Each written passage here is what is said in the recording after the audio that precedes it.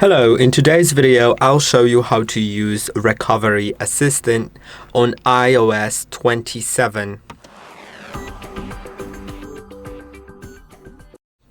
Recovery Assistant is a new feature that can be used in the new recovery mode on iOS 27. And it's only available on iOS 27, so since it wasn't yet officially released, if you haven't installed the beta, very likely you won't be able to do it. But if you have, or if you're watching it in September of 2026 or later, then you will be able to enter it without any problems. Now, let's first turn off our phone if it's not yet on by pressing and holding on the power. If it's not yet off, press and hold on power button and either of the volume buttons, then slide to power off and wait at least half a minute to make sure that your phone is fully off. After half a minute, you can now begin to press and hold on the power button and keep holding for a little longer than usual. It will show continue holding for recovery. When the text changes to loading recovery options, you can now release the button. Then wait about a minute or two to see the phone turn on.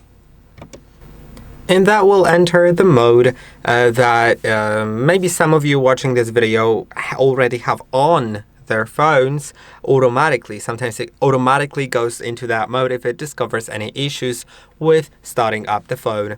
Then you can simply open Recovery Assistant. You don't need to worry that that mode will not erase your data, and it will try automatically to resolve some issues with startup on your iPhone. So I think that is pretty useful. It'll just try looking for issues and fix them automatically. Sometimes it doesn't find them even if they are there. But in that case, you can try maybe some more invasive features like the other features of the recovery mode that were there like on the previous screen, which may erase your data, or actually will erase your data, very likely. Now, but this one doesn't, so let's try going through this one. And now I'll click on send data to Apple or you can click on don't send. It doesn't change anything. It's just up to you. It sends diagnostics as data or not.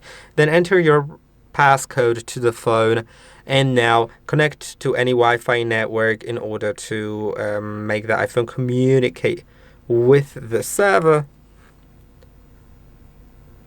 Now click on continue, and the recovery is underway. In my case, there were no issues, so it just went further. In your case, it may take a little longer if there were actually any issues. Now you can try restarting your iPhone, and it should work. If it doesn't, then as I said, you can try using more invasive features of the recovery mode. And there are videos on all of these features, so feel free to check them out. I hope that this video was helpful. Don't forget to like and subscribe, and I'll see you in the next one.